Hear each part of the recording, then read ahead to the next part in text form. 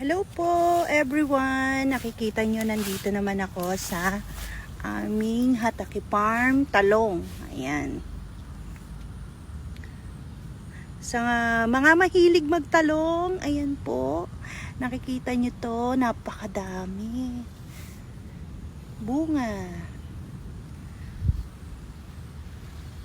Ayan.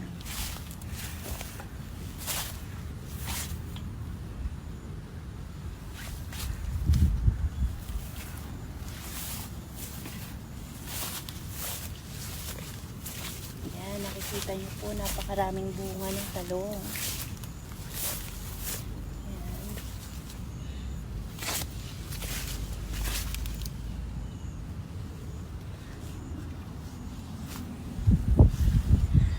Ganitong season sa Japan,